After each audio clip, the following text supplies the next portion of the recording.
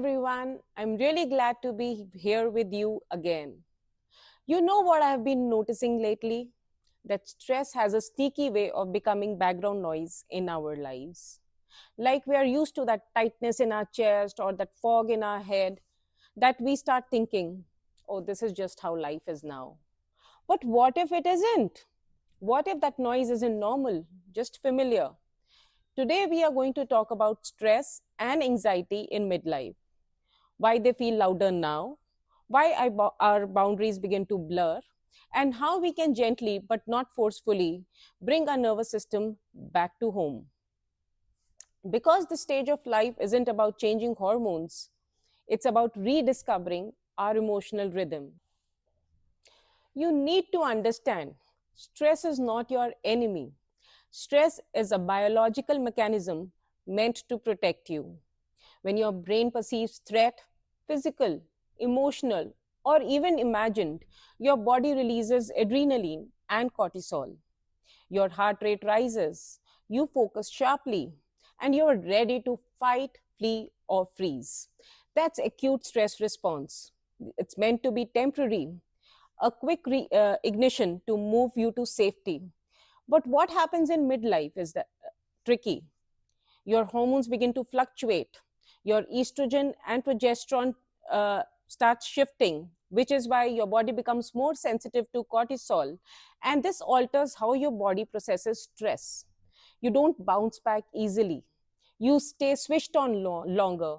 The stress cycle doesn't complete. So instead of rising and falling, stress just lingers. And when it lingers, it turns to anxiety, overwhelm, and exhaustion. It's not that you can't handle life anymore. It's just that your system is never getting to exhale. Now, let's look at how this plays out in real life. Maybe you've noticed a pattern like this. You avoid a task, the pressure builds. You finally get that adrenaline spike. You perform brilliantly, but then you crash. And then the cycle repeats. Does this sound familiar? This isn't laziness. This is your body's survival mechanism. It has learned that pressure is equivalent to clarity, and without pressure, you remain in a state of fog. So it engineers crisis just to feel functional again. It's like your nervous system doesn't trust calm. Calm feels unsafe, boring, and unproductive, and stress becomes your oxygen.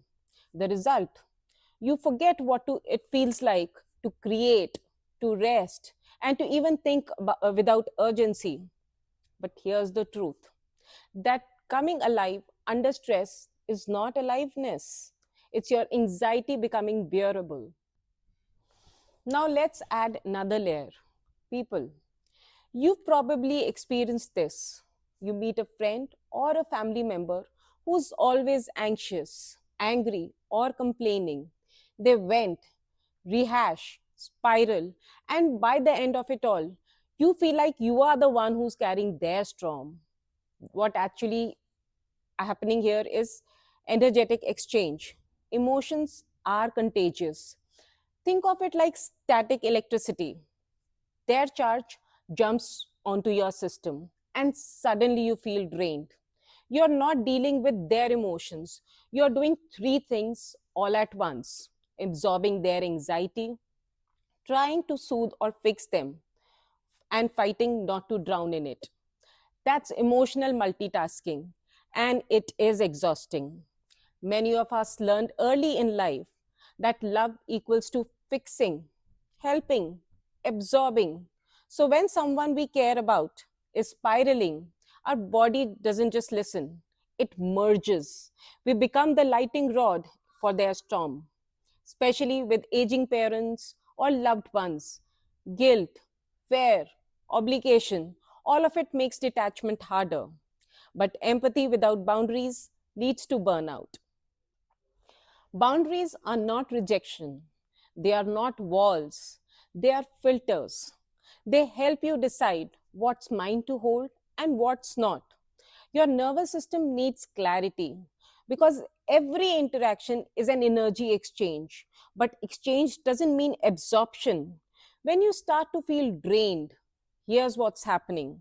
You're leaving your center. You stop feeling your breath. Your shoulders tighten.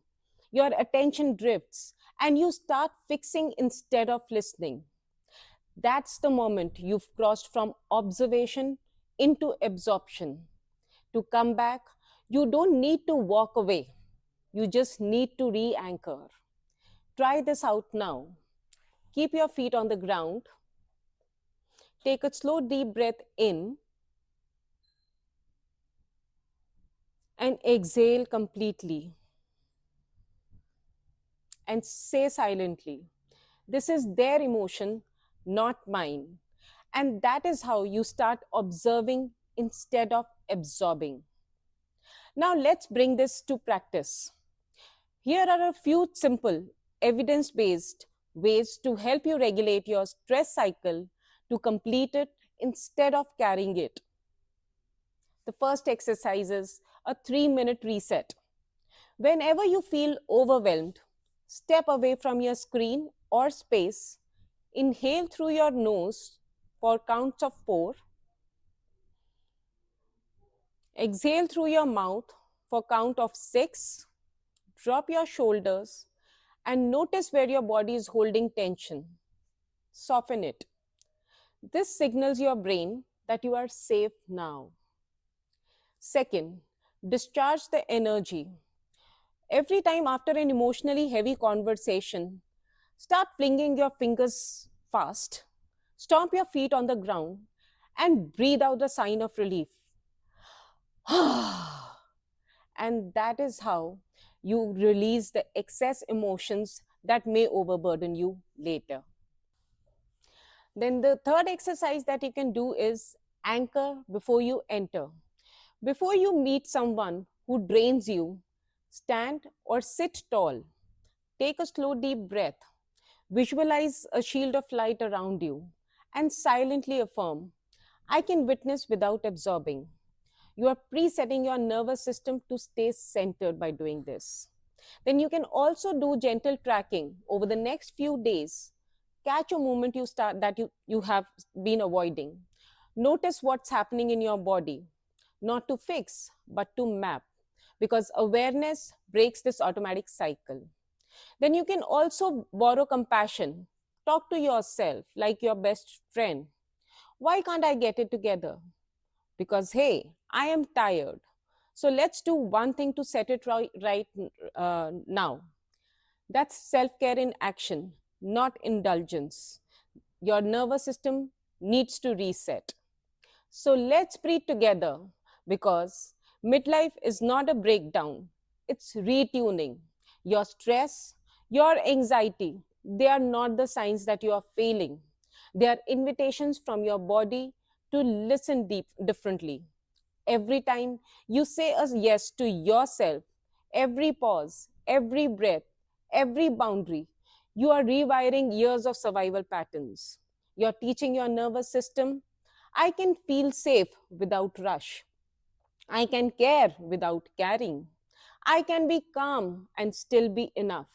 So the next time you feel the need to feel the urge to rush, to fix, to absorb, just whisper to yourself, I can begin without panic. I can love without depletion. That's the new rhythm we are creating. You don't have to get this perfect. You don't have to change yet. Just notice, question, try one small experiment at one time. And that is enough for today. So, if this episode resonated with you, share it with another woman who's learning to find her calm again. And if you want to go deeper, join my WhatsApp community, the Redefined Midlife Hub, where we continue these conversations with real tools and real sisterhood. So until the next time, breathe, pause, and remember your peace is not a luxury, it's your birthright.